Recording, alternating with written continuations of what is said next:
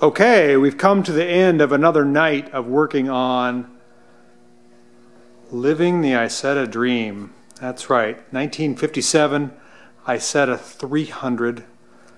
It's a perfectly unrestored car, pretty much untouched, except for me. I'm trying to resurrect it after sitting since 1962. So if I do my math correctly, that would be approximately 50 years or so sitting offline, not being driven, just being parked and stored and moved about from residence to residence. So a couple things we did tonight. Let's show you. I got everything finally cleaned. I don't know if you've been following along, but I've spent hours cleaning the frame. Yes, I'm going to paint the frame. I just couldn't stand how muddy and dirty it was. Literally pounds of mud. That tub right there was probably full. That's a, I don't know, 22 quart tub full of mud that came off this car. It had to be about 25 pounds.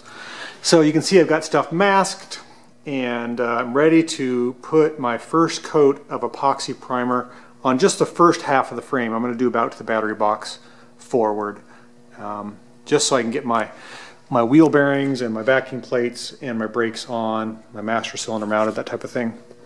So that's looking pretty good. I also want to give a shout out to my buddy Rim Spoke. He sent me this stainless steel, you can almost see my reflection there, battery box. I built my own battery box on a previous video episode, and I hate to say it, but I may not use the stainless steel one just because it's very shallow. I didn't realize how shallow these are. I don't want to burn my seat, and I'm looking for a little taller battery with a little more amperage that sits down a little further. So I'm not sure. It's a bit of a toss-up. This is a beautiful piece, and I may just run it. We'll see. If I do run this, I've got to do a lot more work cutting out the old one. I don't know. It's a toss-up. I'm still thinking about that. Again, everything's masked up here. I wanted to show a couple of things. People have been asking me about the relocation kit for the rear end and what that is. So this is the Isetta rear axle. It's what's called a chain case. There's a big chain that runs whichever direction. I guess it would be the drive direction this way. There is a wheel on this side and a wheel on that side. They're about 2 feet apart. The track is much narrower in the rear than in the front. And my point is, what was my point? Oh yeah, the relocation kit. So if you look in there, that chain case, I've got my light shining on it. I'm going to turn, that's a little drive line, a little stubby shaft. And see if I can focus in, it's right there. And on each side of the shaft, there's a rubber guibo. That's that rubber thing that flexes like a donut. And you can see how it doesn't turn smoothly.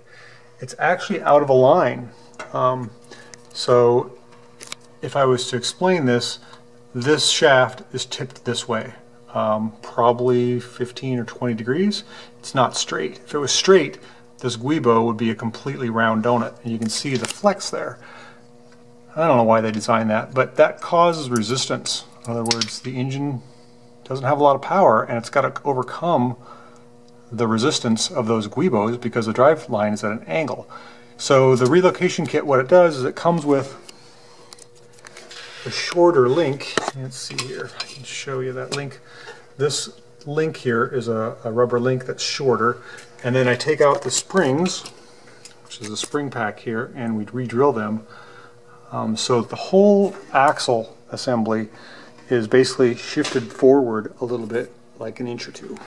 And then you realign the motor, and the drive axle there won't have that. This is a good, see how it's bent? Not bent, but it's at an angle. Drive line will be straight and the rear wheels will turn freely. So it'll free up some resistance, which will actually give us less rolling resistance, which equates to more horsepower. Everybody loves more horsepower. So that's the skinny on that. You'll notice that I've got the shocks out, the mud guards out, the wheels out. I think I'm going to take the chain case out, which is this big unit here, the whole rear axle assembly. I just can't get it clean. I've been scraping on it and scraping on it. You can see it still looks dirty. There's dirts in the crevices. I'm going to take it out and seal it up and bead blast it. That's my thought now anyhow. I've got to take out those springs anyhow and clean those up. And look how dirty they are. There's just so much mud in here. Unbelievable. And I got the shocks out. These are the original shocks. And you can see they just, they're pretty, let's see. I know they're not supposed to have a lot of resistance. I found these Monroes, which are a lot bigger. I should say a lot bigger. They're the same stroke and length, and they're gas charged, and they don't have a lot of downward resistance. Let's see here. Well, this one does because it's been sitting on its side. I'm going to try those out. I know those aren't correct, but it might do good to have some performance shocks on my performance car here.